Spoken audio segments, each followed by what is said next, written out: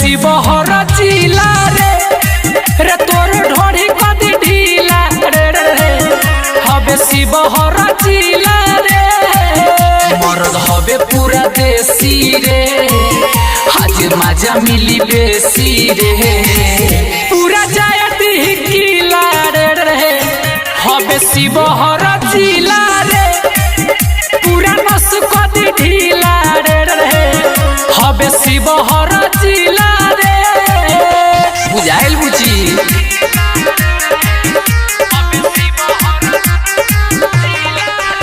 Brand recording studio बसंत बाजार। भोरा वाले कोराबा में हुम चौल चली पिपराही के लइका सभी छोले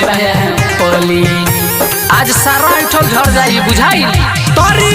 नरवार पूरा नहीं है में तोरे नहरे पतर की मरजी चली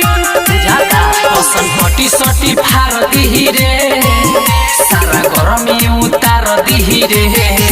कहबे मन जग मरद मिला रे इहे ह शिवहर जिला रे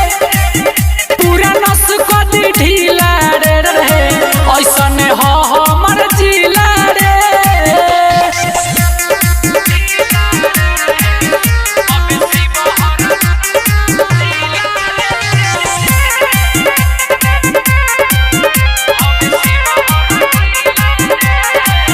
तोहर डाढ़ल चला चवारे लचलच करे छोर लइका त लइका हो बुढ़बो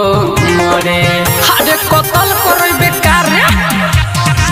बाहरे बंगाल से की बाहरे नेपाल से लगातार कोलकातिया गोरे गोरे गाल से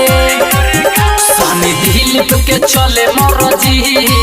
आरंजन रसिक न सुनियो रजी सब केहू बागुसिला रे रे इहे ह शिवहर जिला रे रे तोरे नस कदी ढीला रे